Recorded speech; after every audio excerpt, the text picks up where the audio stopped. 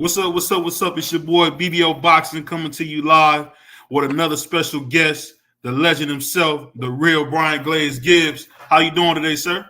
I'm good, man. I'm blessed. How you doing? I'm doing well. I can't complain. I appreciate you spending some time with us today for a quick little interview. I appreciate you, man. All right. Let's make it happen. So, quick question. So, where are you from originally?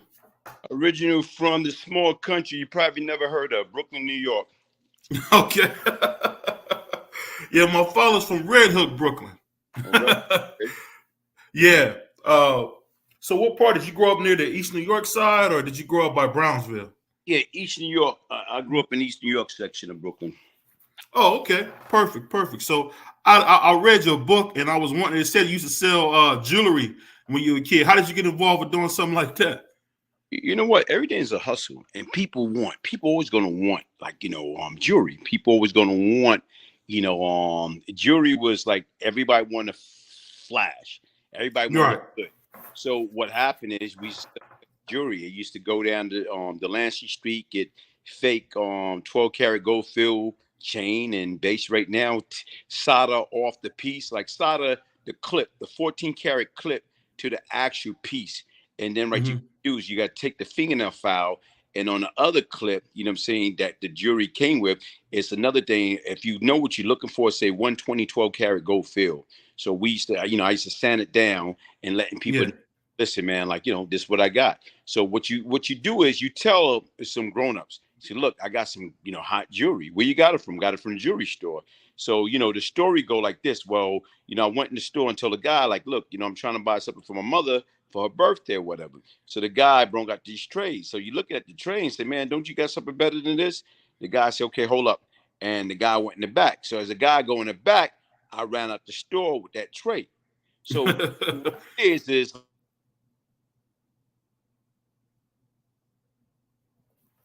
think like, wait a minute, hold up. Like, that's why the guy trusts you.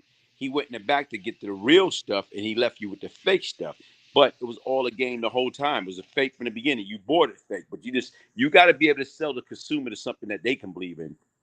Okay. It's funny you say that. I'll tell you a funny story. My dad used to wear, they used to call it what, truck jewelry? Mm-hmm.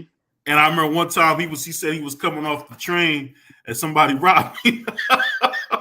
And he said they ended up seeing him the next day, I guess, walking down the street, slapped him in the back of the head because the jewelry he had on was fake. But you know what? It's crazy. At 17, I had a guy. Mm-hmm. He was like older than me. I didn't know who he was. So he was walking around the project for a few days with a neck full, wrist, rings, everything. So Yeah. my thing is, that's a free payday. I don't know this guy. So when Right. I click on the guy and took his jewelry, like he said, "Bon McLeod, man, you must be don't know who I am." I said, "I don't care who you are. I'm thinking about some brand new Adidas, brand new Puma, brand new outfit. I'm going to the 4750th Street and sell this and buy me some new clothes." But not knowing, like when I took all the stuff and when you examine it, man, only thing you had to do is tell me the sucker was fake. But you know what? You got a lot of counterfeit people, and that's how people are. Everybody want to be down. Everybody want to be cool. Nobody want to be real with themselves. So right Yeah. now, that's what life. Until you get true identity yourself, you're gonna have fakeness, and that's what Right. people are about. So even right now, fake people buy fake jewelry and they want to wear it. And if you don't know no better, you think. Hey, that's definitely true. So I'm gonna ask you something. So what got you involved in the streets? You seem like such a nice guy. You know what? When you don't have true identity with yourself, and right now, where it's like, it's a saying: if you can't beat them, you join them. So growing up in that type of environment, nobody wanted to be considered to be a sucker. Nobody wanted to be able to be considered to be a chump, a punk. Mm-hmm. Right. So right now is, I done got beat up and robbed a couple times. Then I got to the point, now you're not beating and beating me up, but robbing me. I didn't like the way being a victim feels, so I started victimizing other people and start building a reputation slowly but surely. But you know what? That's a loser mentality. Like Yeah. right now, I look at it now and see where I went wrong at. That's why when I say the real Glaze Gibbs, like on my platform, I say this is my ministry. And what I mean is because I talk about good, bad, and ugly, current, present, future, and try to get these kids to understand, man, you know what? Later for trying to, be something that you're not. I became the real Brian Glaze Gibbs because you know what? That's not who I was, but I became and I adapted that mentality for what? Mm-hmm. I wasted 15 years out of my life that I cannot get back because I grew up in a church. Right. I was in the smartest, I was in the dumbest.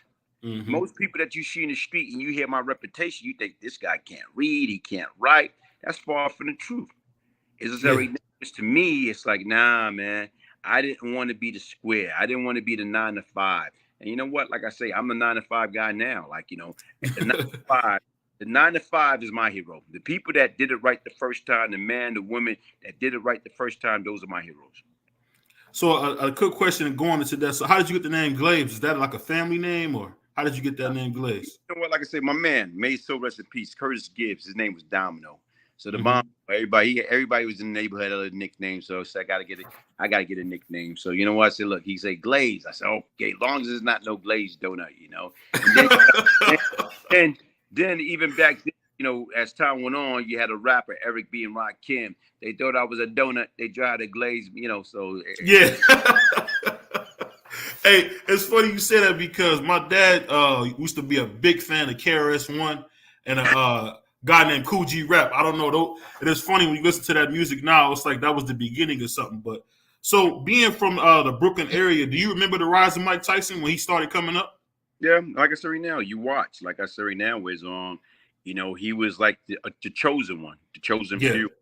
And like I said right now, so yeah, you watch and you see, and the best thing that happened to him as far as going to the Catskill, getting involved with Customato and Bill Jacob and I forgot Clayton, Jim Clayton, those guys and Kevin Rooney. Because once again, like I say, I always say to myself that Mike would have stayed with those folks regardless of what. Mike would have never went astray. Mm-hmm. Yeah. So just another question. I know you don't like to talk too much about the past, but who is Fat Cat Nichols? I always hear that name. Who is that? Like I say, Fat was he was the man at the time. He was beyond his time. He was that guy. So even with that being said, he was that person that everybody know, that everybody like, he had, the 5 boroughs up at one time. So Mm-hmm. anything that happened went through Cat. Everything went through Cat. Cat was, basically right now is the drug law from the metropolitan area at the time. Yeah. So that being said, what was Eminem? I was reading about your book and it was talking about you used to have something called the Eminem. What was that? That was my little crew that I put together. You know what I'm saying? And right now, where it's about and what it was saying, money and murder. That's what Mm-hmm. we about, money and murder. So right now, I got a bunch of guys. I go out there. We used to hustle, and even with that being said, we became something that we wasn't. Like you want to be down, you want to be cool. Yeah, it's funny you say that, man, because when I talk to you or I watch your videos, man, you seem like such an intelligent guy, and it proves the fact that whenever you grow up in these inner cities, man, you probably could have been a doctor. I say that about myself all the time. If I could have grew up in the right neighborhood, I probably could have been a doctor. It's kind of funny how that neighborhood can really shape how you think and how you come, and then you'll mess around and get into something that you had no business being a part of, which is always, to me, the crazy thing. But what made you change your life? Like I say, after a while, you keep getting caught up in the wrong thing, and after a while, you got to change. If you keep doing the same stupid thing, what you think gonna happen? You do stupid things, you can get stupid prizes. Hey, that's what you said. My mom said it all the time. You play stupid games, you get stupid prizes. That's what it was. We had to stop that, man. So that's it. So how long did it take you to write your book? Oh shit! The writing book is not an easy task. It became growing pain, man. Because once again, when I went away and started doing time, you got plenty of time on your hand. And being that you got plenty of time on your hand, guess what? You start writing. Mm-hmm. And like I said right now, once I start writing, and then you got to change name, you got to change different things or whatever. So like I said right now, over a few years. Yeah. So when you wrote, did you like look at another book to kind of give you inspiration on how to write this book, or you just wrote it from scratch? I wrote it from scratch. I wrote it from scratch, and like I said right now, it's like what was going on in your life.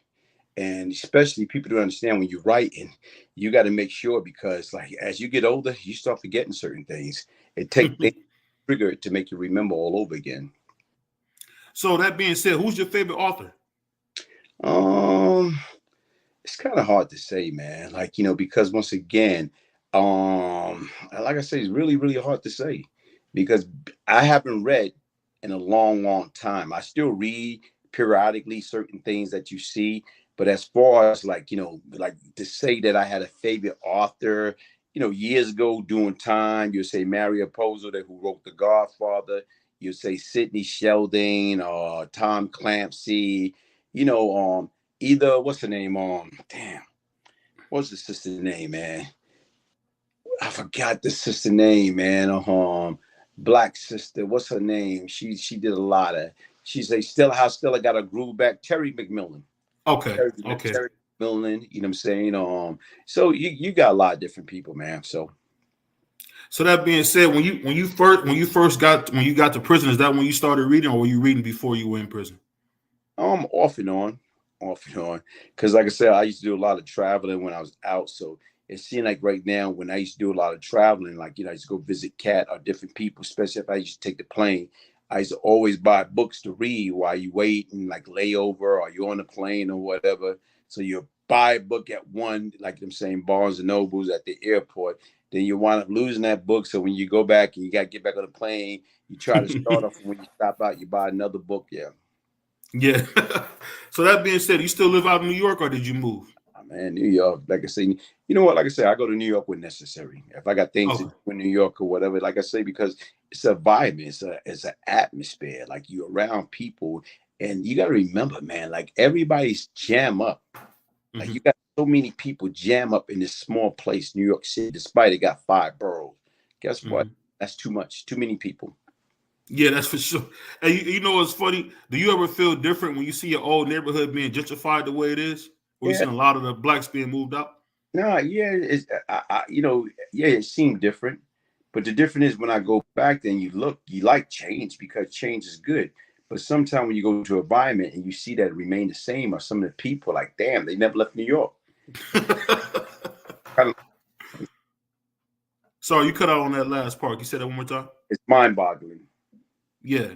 It's funny you say that, man, because I think some people in a place like New York, they probably never leave and never have a desire to leave because they feel like everything is there. So for you to even want to move out of there, what's one of your favorite vacation spots outside of New York?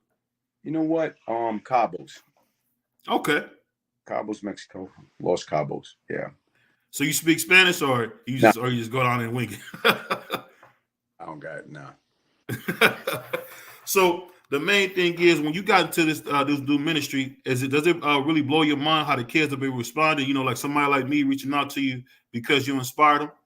Nah, because like I said, I'm having it happen, far too often. But the key is, like I can remember Hmm. um talking to LL Cool J some years ago, and he said, "Yo, I be listening to your messages, man. It's powerful, man. What is it?"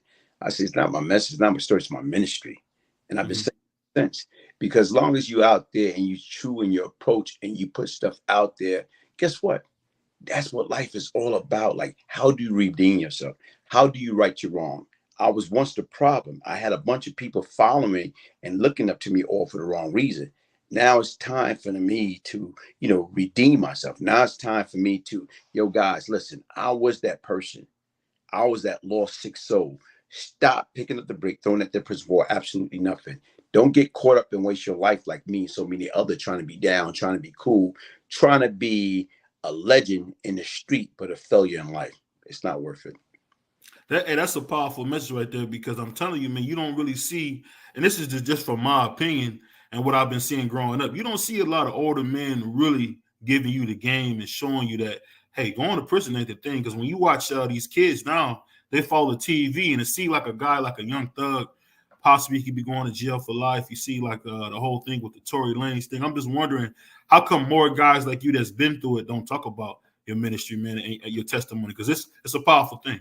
Yeah, you know what? You talk to those that listen. Like right now, everybody into the hip hop, everybody into, the PlayStation, everybody into Grand Theft Auto, all that crazy stuff. But once again, you do have a few that's willing to listen to what you got to say.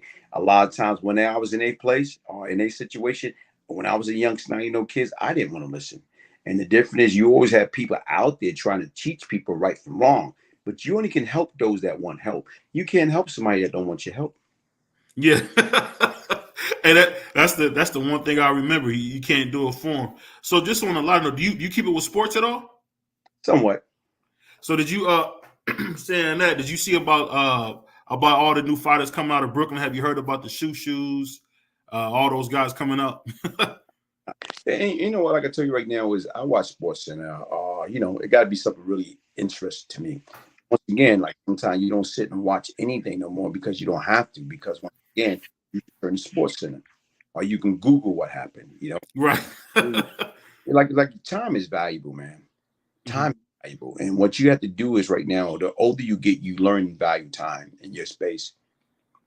So I asked you this. So when you were taking responsibility for your own action, what was the first thing you told yourself? For somebody that say they're struggling to take accountability for the action, what's the first thing that you did to kind of start that process? No, like I say, you got to admit where you was wrong at. A lot of times when you into that lifestyle and shit be happening, like I told you, I wear my emotion on my sleeve. And I remember something that I did. I caught it. And when I got back to New York, like I say, I start crying because right now it's just like that. Because you ask for something to be done, and because people's under you and they do it, you got to reevaluate it. Who am I to say who live and who die? I'm not God. So even when you start going back and I grew up and was raised in a Christian environment, so right from wrong. So right now is you can't keep going against the grain. And even with that being said, like I say, it's like your life just go through a complete transformation. And sooner or later, you got to understand, like right now, like look how much blood you have in your hand. Look at like the life that you destroy directly or indirectly. And what really like helped and changed me was the fact that my mother died. And when my mother passed away, I was incarcerated. I was incarcerated in the hole Oh man. under investigation. And right now here it is. When I got that news, you talk about somebody that cried. I cried like a baby because once again, like that lady was my mother, my father, my big sister, my best friend. So to not have her no more, the most important person in my life, it was devastating. But it was a wake up call. That pain that I felt, I didn't want my worst enemy to feel. Now, imagine if I feel this way, what did I do to cause that pain? I inflicted that same pain on so many other. So even when you come clean and like, yo, wait a minute here, it stopped. And like I say, you just start looking at things differently. And like I say, you just change your whole outlook.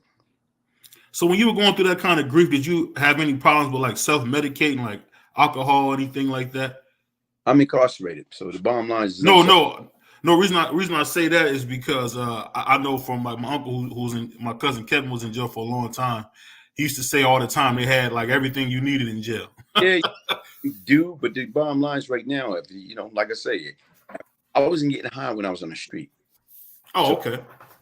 The bottom line is right now. So now I'm going to jail, right now. And don't get me wrong, people smuggling the real drugs or whatever, but they make a lot of bootleg wine and all that stuff like that. No, I wasn't about that. So that's amazing, man. It's so funny to talk to you to think like you were like when you were out there, like you had a clear mind. Because I tell you what, a lot of times I know like a lot of us who like wannabes, like people like me who try to do that type of stuff. I would have to almost like get high and drunk to kind of feel that. And it's kind of crazy to think like, man, you was out there knowing like, man, this isn't what I should be doing. I'll tell you what, it's a powerful thing what you're doing, man. Because I'm telling you, taking responsibility for things that you can't change, that's a very, very powerful thing, man. Because I'm telling you, more young guys, man, we really don't know that. But I appreciate your time, man. You definitely a legend, man. And I hope I can have you back one day because I'm telling you, a lot of these young guys, they ain't gonna hear it from me. But I'm glad somebody like you could take the time who's been through it to tell them. But when you got people like yourself that's out there that trying to make a change, they're trying to make a difference, you got to have people to take heed. And to me right now, it's like, as long as people see that you are true and sincere in your approach, chances are you'll be able to win them over. Right now, hopefully, if somebody's out there listening to this or whatever, they're like, man, wait a minute, hold up, man, you got Brian Glaze Gibbs on there? Because like I say right now on my platform, I got Chuck D, or I'm saying right now for Public Enemy, or I'm saying right now, reach out to Sammy the Bull, I'm saying, and right now, where's he was down with John Gotti, so Right. that you're able to reach out to certain people, it just changed the whole dynamic. But we all human beings. We are all human beings. We are all child of God. And the difference is right now is some of us get it right the first time, and some of this it take us time. And it took me how many chances is one person going to continue to get? But like I say, thank you for having me, man. So like I said, I truly appreciate it. And like I told you, that's why I say when you reach out to me, the opportunity presents itself. I said, let's do it. Let's get out the way. Bingo. So I always try to All be right. man. I appreciate you, man. God bless you, Mr. Gibbs. Thanks so much. Right, man. Love and prosperity. Bye-bye. All right.